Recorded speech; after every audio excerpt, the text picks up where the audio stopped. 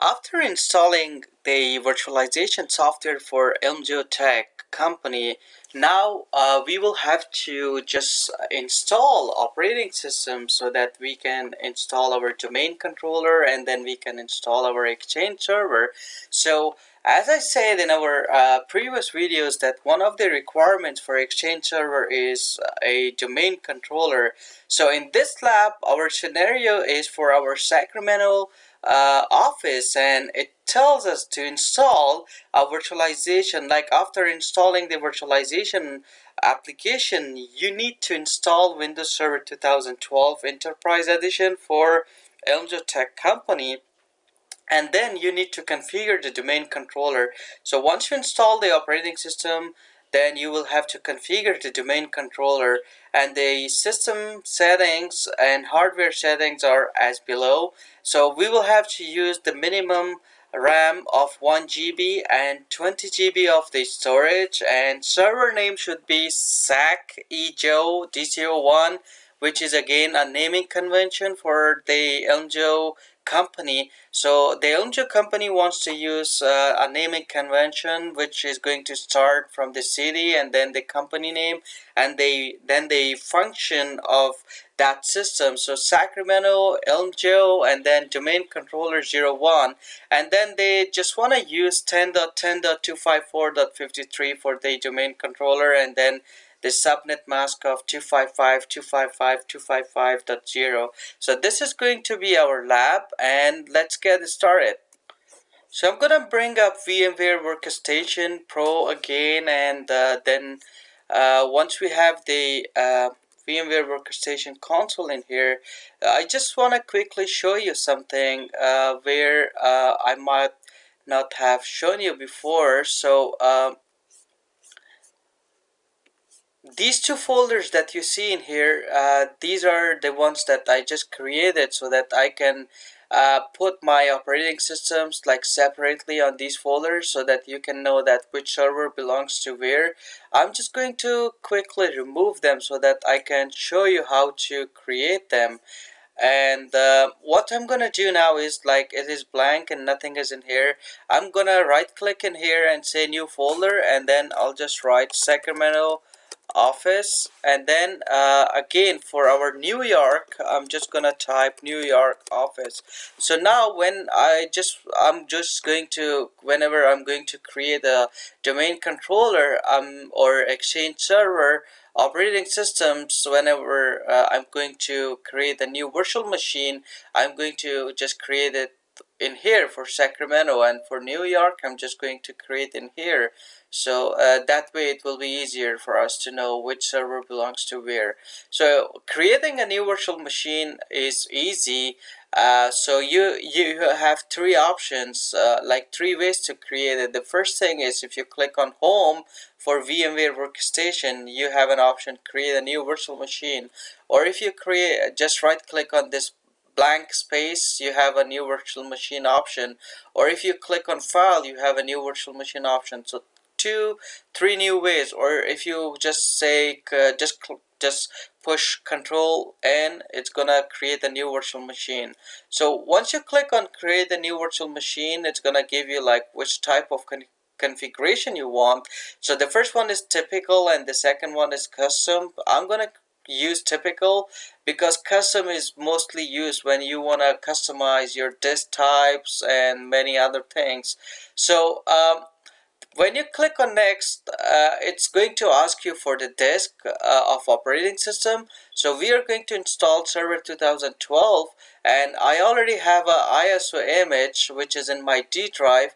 And as you can see that this is great because right now I don't have any CD inserted inside my physical hardware or physical server or physical machine. That's why it's not it's grayed out. So I have just selected this option, and then I will install operating system later is used if you want to install operating system later and just create your virtual machine first.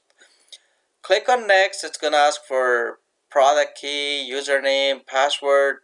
These are all optionals, and I'm just gonna create on next. Click on next, and then it is asking me for virtual machine name again. the virtual machine name for us is going to be SAC ejo DC01. And then the location is very important.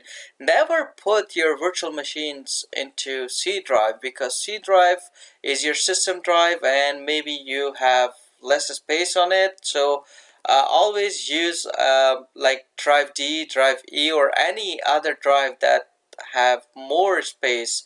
So what I'm gonna do in here is I'm gonna click on this folder that I already created, Sacramento Virtual Machines, SAC ejo DC01. So that's how you can create your folders for your virtual machines, so that you can find them easily while you need them, or you want to import them into a virtual machine.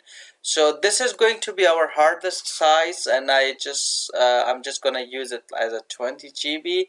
That's what we want to use for our educational purposes. But when you are working on a real environment or production environment, you will always follow your company's policies and your requirements, like whatever your requirements are, like how much data you're using on a daily basis. So it all depends, like based on your requirements. Next, and it's gonna give you the summary and power on this virtual machine after creation. So as you can see that once I click on finish, it just powered it on, and then it's now loading the files for server 2012. So let me make this one as a full screen, so that it's going to be easier for you all to see um, how the installation looks like.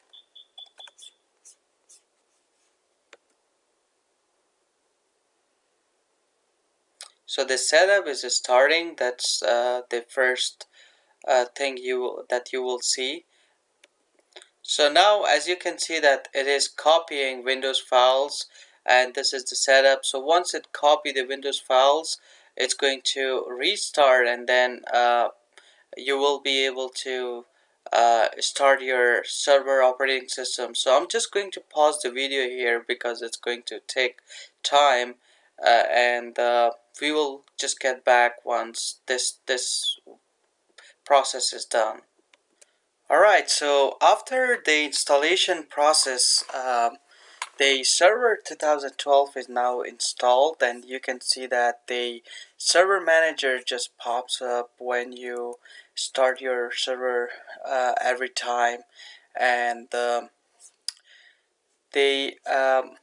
other thing that I just want to show you in here is that if you see now, this SAC ejo DC01 is now created in your VMware workstation, but it is not inside your Sacramento office. If I try to move it in here, you can see that now it is in your Sacramento office folder. So you're just managing your virtual machines. It's nothing else than that. So now the second objective that we have in here is to make sure that the PC we have in here is having a name of SAC ejo DC01. So if you click on start, right click, and then click on properties, and then advanced system settings, computer name, you can see that this is the full computer name that we have. So this thing in here is the virtual machine name, but the system name or the computer name is something different, and you will have to assign a computer name. So always make sure that whenever you assign a virtual machine name, it's not gonna affect the computer name whenever you are working with VMware Workstation. So I will click on change, and then I will name it SAC ejo DC01 and click on OK. Once you click on OK, it's going to ask you to restart your computer or you restart your server to take all those effects. So I'm gonna click on restart later because I want to show you some other stuffs. So one other thing that you see in here is right now it is network and internet access.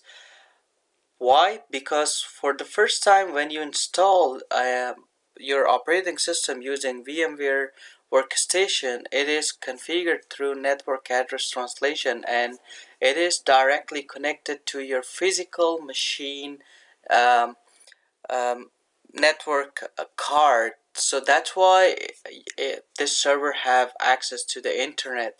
So most of the time whenever you are working on your office, you are trying to do practice when you're in office and you want to build a lab. So always make sure that this is not connected to your internet, because sometimes your organization may not want you to connect like operating system test operating systems to your physical network, because right now it is connected to my physical network. So if I go in here and type cmd and then um, I do ipconfig, it's gonna show me the IP address. So this is 192.168.153.128. Same thing, if I just come to my physical machine and let me just show you. So this is my physical machine and I do ipconfig. Now if you see in here, you will see that it is having the range of 0.15 something something like that. So for example, this is my physical machine, and the one that you see in here is my virtual machine. So if I do ping 192.168.153.128, I cannot ping it because maybe the firewall is on or something, but this server really have access to the internet because it is this network adapter is connected directly to my physical network adapter, and they have linked together. That's why they are able to access the domain. So that's why they're able to access the internet. Sorry.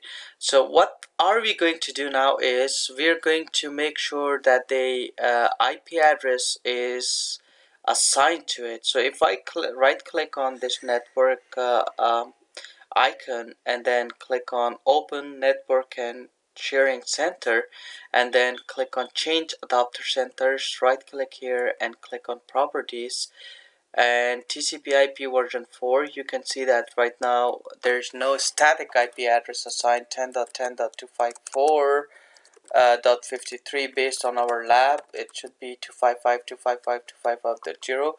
We got no default gateway right now. We don't have any router, so we only have a single network right now, so we do not need any default gateway. So whenever you have two different networks like 10.11, 10.12, that's the time when you need default gateway to allow your 10.10 network to communicate with 10.11 or any other network. So right now I don't have any default gateway. I'm just going to use it. So I just want to use same address for my primary DNS address. Alright, so once you clicked on that, now you can see that the IP address is changed. That's why you got this icon in here. Um, we assigned the IP address and we also assigned the name to it. So we are good to go, I think. So one other thing that I just want to show you quickly is when you right click on your virtual machine, always make sure that your network adapter is configured to host only. So used to share the host IP address. So this NAT is only used when you want to share, do the network address translation, and that's why you had access to the internet. But host only is a private shared with the host. So what you want to do in here is you want to allow your other virtual machines to have access to this virtual machine, like we are going to install an exchange server in our next videos. So we want our exchange server operating system to communicate with this domain controller, so we want the option to be host only. to allow those virtual machines to talk to each other. So always make sure that you just use host only with all your virtual machines, just to make it more uh, reliable. So this is how you can install an operating system, and this is how we installed operating system for our Sacramento office domain controller. The next video is going to be the lab to on how are we going to install our domain controller for the Elmjo Tech company. I hope this was useful and you learned something, and I'll see you on next video.